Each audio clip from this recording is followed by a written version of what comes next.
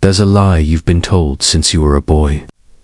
That if you're kind enough, patient enough, emotionally available enough, she'll love you. That if you become her emotional pillow, the shoulder she leans on, the man who's always there, she'll see your worth. But here's the harsh truth. She might say you're the right guy, but she still chase the one who makes her feel uncertain. Because deep down, desire doesn't grow in comfort. It feeds off tension, polarity, and unpredictability. Most men, in their need to be accepted, to finally be seen, become the very thing that women feel safe around, but not attracted to. You provide warmth, consistency, care, and still she drifts. She says she's not ready. She says she needs time. And days later, she's in someone else's arms. Someone who didn't try as hard. Someone who didn't open up as much. Someone who, ironically, seemed colder than you. And this is where the masculine pain begins. You gave her your soul, and she craved the one who gave her nothing. Let's look at this from an evolutionary lens.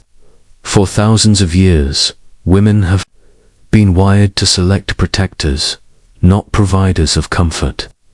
Not in the short term, at least. During peak fertile years, women are instinctively drawn to signs of genetic strength, dominance, and emotional control, not emotional transparency. A man who is unpredictable, stoic, confident in solitude, he subconsciously signals strength. He is the apex, a challenge to be solved, not a shelter to hide in. When you're always there, replying instantly, being vulnerable on demand, validating her every move, you strip away the tension. You become predictable, familiar, emotionally safe, and biologically, familiarity lowers sexual tension. Even worse, the more you give, the more she feels she didn't earn it. And what isn't earned isn't valued. In trying to win her love, you gave it away too freely. But the man who pulls back, the one who lets her wonder where she stands, he hijacks her imagination, and that's where desire is born. Let me paint you a scene. You've been seeing her for months. You've opened up about your struggles. You've been consistent, kind, always available.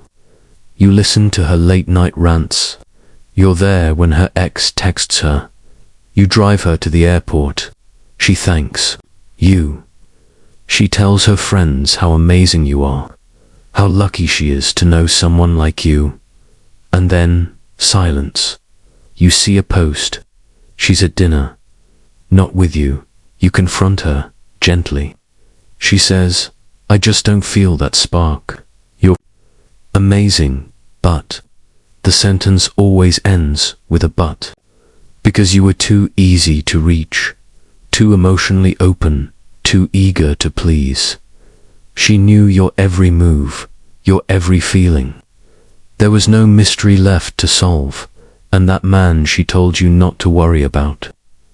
He didn't text her back for 3 days.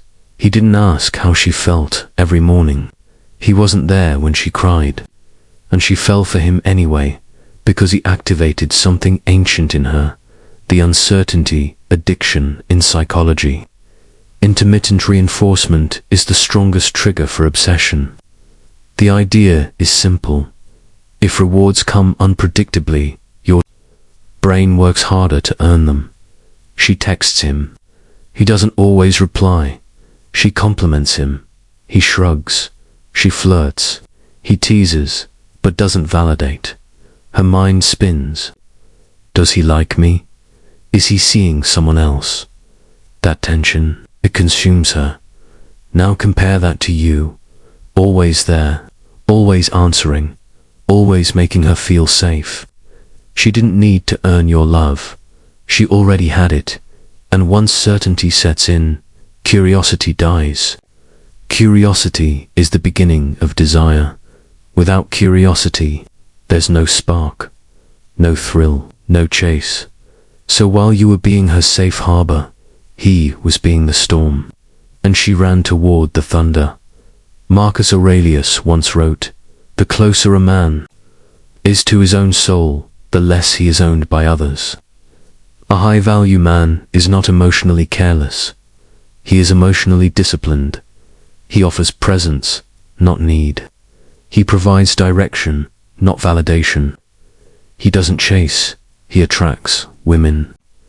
Don't fall in love with men who are always available. They fall for men who make them feel something unpredictable, something uncontrollable. That doesn't mean you play games. It means you reclaim your self-respect. You no longer place your worth in her hands. You build a life so full that she feels lucky just to orbit it. Let her wonder where she stands. Let her feel the absence of your attention. Let her earn the space in your world, not the other way around. Because when you become a man who is safe, but also sovereign, you become unforgettable, not because you begged her to stay, but because you were willing to walk away. Let's get brutally honest. When you opened your heart to her, when you told her your past, your fears, your insecurities, you thought you were being real. You thought she'd value your vulnerability, but instead she pulled away, started replying slower, started talking colder, started withdrawing her affection. What happened? The modern man is told by pop culture that emotional transparency equals intimacy, that being vulnerable means being courageous. But for a woman wired by centuries of biological instincts, a man's unfiltered emotion often triggers one thing: insecurity, not because she's cold, not because she's cruel, but because, on a deep subconscious level, women associate masculine strength with emotional control, not exposure. It's a harsh reality. The more emotional control you give away, the less safety she feels in your presence. When you express your anxiety openly, when you admit you're lost, unsure, overwhelmed, you think you're bonding, but her feminine core isn't listening to your words. It's feeling your energy. A woman is biologically tuned to seek protection, not from physical danger alone, but from emotional instability. She wants to rest in your presence, to feel like nothing can shake you. So when you cry too early, overshare your wounds, or seek emotional reassurance from her, her primal brain flares up. If he's falling apart, who's going to hold me together? She doesn't say this. She just pulls back, because now she's not attracted, she's responsible. She becomes the emotional container, the stable one, and that's when the polarity collapses. Desire dies when roles reverse. This doesn't mean you become emotionally numb. It means you master containment. A man doesn't avoid emotions, he feels them fully, processes them privately, and channels them into presence. He doesn't leak his emotional chaos into every conversation. He lets her feel his center, not his chaos. Think of the mountain. It doesn't yell when the storm hits. It stands, unshaken. That's what the feminine longs for. A man she can scream around, cry next to, unravel within, and he stays still. That stillness, that unshakable energy, that's what makes her melt. But most modern men have reversed the equation. They dump their emotional weight on her, hoping she'll carry it. But a woman doesn't want to carry your pain. She wants to feel safe in your presence. Emotional dumping isn't connection. It's emotional outsourcing. And the moment she feels she has to be stronger than you, her desire turns to duty. And duty is the death of romance. Here's the truth few men hear. Your emotional expression is currency, and overspending it makes you broke in her eyes. You don't need to tell her everything. You don't need to open the vault of your past. In the first few weeks, You don't need to bleed to be seen. You need to be grounded, contained, and clear. If you do open up, do it from a place of strength, not collapse. Not as a cry for rescue, but as a statement of truth. And most importantly, don't look to her for emotional rescue. You are your own anchor, your own resolution. She is not your therapist. She is not your mother. She is the feminine, drawn to your power, not your pain. And she trusts the man who can feel everything and still stay in control. Let's say you're going through something heavy, stress, loss, heartbreak. You want to talk. You crave understanding. But instead of unloading on her, you sit with it. You hit the gym. You journal. You call your mentor. You re-enter the space with her clearer, lighter, more composed. She won't say it aloud, but her body will respond. She lean in closer. She'll look at you differently. Because now you feel like a man again, not a boy seeking emotional rescue. And this, right here, is the forgotten art of emotional restraint. It's not about being cold or shut off. It's about being strong enough to feel deeply, without losing your frame. That's what separates men who are safe to lean on, from those who are desperate to be held. And trust me, she knows the difference. There's a quiet desperation that lives inside many men, the need to be chosen. We don't talk about it. We mask it with confidence, humor, success. But underneath, there's a gnawing fear. What if I'm not good enough for her to choose me? And so we mold ourselves. We adjust our tone, soften our truth, and adapt our masculinity. Not for our own integrity, but in hopes that she pick us, that she validate our worth, that we'll finally feel seen. But here's the bitter truth. The more you crave being chosen by her, the less worthy of choosing you appear.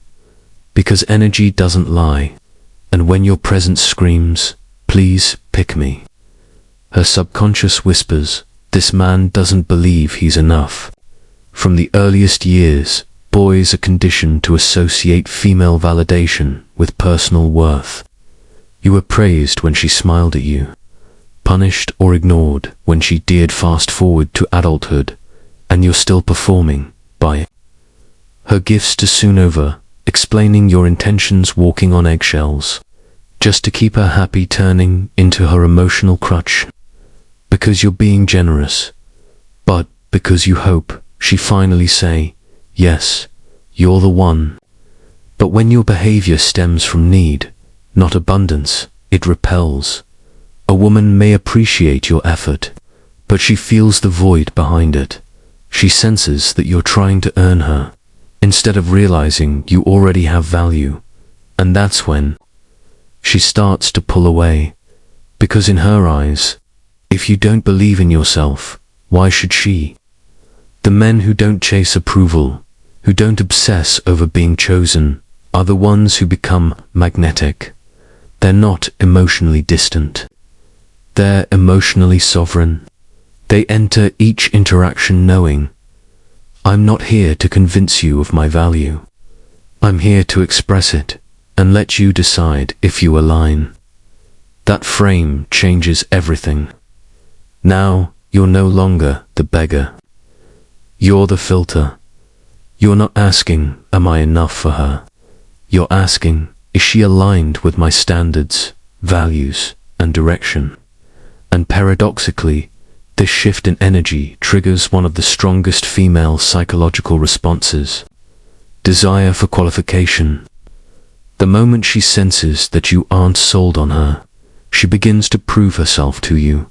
Because the man who doesn't need her attention but still commands it is the man she can't ignore. But be careful, this birth isn't about faking indifference. Women are emotional lie detectors. They'll see through your stoic mask if it's built on bitterness, resentment, or passive aggression. Real detachment doesn't mean you don't care. It means you care about yourself more. You care about your direction, your inner peace, your masculine frame, and within that, you can feel attracted. You can fall for her, but you don't lose yourself in the process. You don't hand over your emotional center to someone who hasn't earned it. Because once your self-worth depends on someone else's validation, you've already lost the frame, and in losing the frame, you lose your power. You lose your edge. You lose the part of you she was drawn to in the first place. Marcus Aurelius said, "The happiness of your life depends upon the quality of your thoughts. And if your thoughts are obsessed with being picked, being wanted, being affirmed, you're no longer thinking like a man. You're thinking like a boy. A boy who never learned how to validate himself without applause. But the sovereign man doesn't live for approval. He lives for alignment. He doesn't crave to be chosen. He chooses. He doesn't ask, 'Do you want me?' He lives a life so full, so purpose-driven, so centered, that people want to be part of it. And if she doesn't choose you, you don't crumble. You don't rage. You don't beg. You look her in the eyes, thank her for her honesty, and walk away in silence. Not because you didn't care, but because you'll never let someone else's choice define your own value. Loyalty is sacred, but when it becomes one-sided, it turns into self-betrayal. This is where most good men fall. They stay loyal even after the emotional current dies. They keep proving themselves to a woman who's no longer present, hoping their consistency will rekindle what's already been emotionally severed. But here's the hidden poison. When your loyalty becomes blind, it becomes a liability, not a virtue, not a strength, not a sign of high value. She said you were safe, and you took it as a compliment. But in her mind, safe meant easy to manipulate, predictable, controllable, not dangerous, not powerful, not a man she had to earn. Most men think the more loyal they are, the more attractive they become. But women don't just respond to loyalty. They respond to leverage. If she knows that no matter what she does, you'll stay, you'll forgive, you'll wait, then she loses all urgency to show up fully. Why? Because there's no emotional cost to mistreating you. There's no fear of losing you. And without that fear, there's no tension, no mystery, no challenge. This is where many relationships die in silence, not through betrayal, but through imbalance. She tests. You fold. She withdraws. You pursue. She disrespects. You justify, and every time you stay loyal without boundaries, you teach her something dangerous. He'll never leave, no matter how I treat him. And the man she stays up thinking about at night, he's the one who might walk away. So why do men stay? Because leaving feels like failure. Because you remember the early days, the softness, the spark, the way she looked at you like you were her world. Because you think, if I just hold on a little longer, maybe she'll come back to that. But here's the harsh reality. She already left. Maybe not physically, but emotionally. She's gone. She stopped trying, stopped respecting, stopped choosing you with intention. And every time you stay after that, every time you hold on to a ghost, you send a message to your subconscious. My needs don't matter. Her presence matters more than my dignity. That belief corrodes your masculine soul, slowly, quietly, until you're just a shell of who you used to be. There comes a moment, not in anger, but in awareness, when you realize loyalty is not staying. Loyalty is staying true to yourself.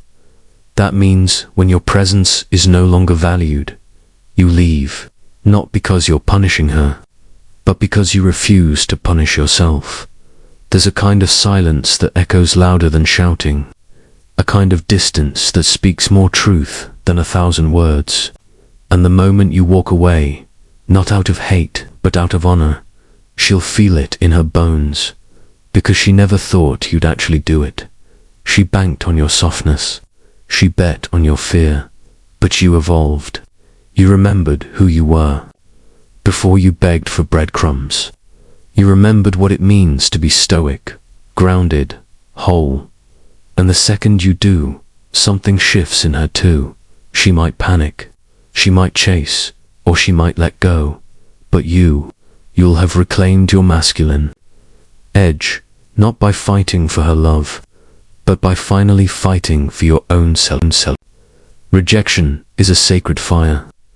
Most men see it as destruction, a tearing down of identity, of hope, of love. But for the man willing to see clearly, rejection is the moment his rebirth begins. You thought being safe would protect you. You thought loyalty would guarantee love. You thought emotional vulnerability would make her stay. Instead, she left. She chose the man who didn't give half as much, and it shattered you. But here's the paradox of masculine evolution. Your heart had to break so your spine could grow. Rejection reveals the truth. You refused to see every unanswered text, every cold glance, every time she laughed at another man's joke while you sat quietly next to her. It wasn't random.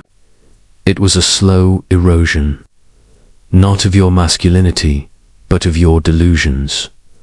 She didn't betray you. She reflected you. She mirrored your insecurity. She responded to your desperation. She was simply reacting as nature intended to a man who had placed his entire identity in her approval. So when she said, "You're safe," and still walked away, she was telling you everything. She felt your need, your fear, your emptiness, and it drained her. Because deep down, a woman doesn't want to be your purpose. She wants to witness a man who already has one, and that's where the rebuilding begins. This is your initiation, not into heartbreak, but into power, not into pain, but into presence. You finally see it. You were never rejected by her. You were rejected by the version of you that didn't believe he was enough, and that man, he needs to die. The man who begged, the man who chased, the man who over-explained, over-texted, over-apologized. The man who waited around, hoping to be chosen. Let him go. Let him burn in the fire she lit the moment she walked away. And from that ash, a sovereign man is born. One who no longer lives for external approval. One who no longer sacrifices his self-respect to keep someone else comfortable. One who no longer needs a woman's attention to validate his existence.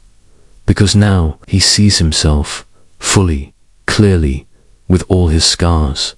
And for the first time, those scars don't make him weak. They make him real. The stoic path forward, grounded, detached, alive. Your future doesn't lie in getting her back. It lies in never becoming the man she left again. This isn't about bitterness. It's about boundaries. You will still love again. You will still open up, but with intention. You will give, but never at the cost of your spine. Because from now on, your love is earned, not begged for, not handed out like currency in hopes of being seen. You are no longer here to be safe. You are here to be solid, present, unmoved. And when the next woman enters your life, and she won't be met with a man hoping to be chosen. She'll be met by a man who already chose himself. That's the ultimate attraction. That's the masculine truth. You don't become powerful by avoiding pain. You become powerful by walking through it. Eyes open, chest forward, heart whole. And when you emerge on the other side, you won't even want her back, because now you've become the man she was never ready for.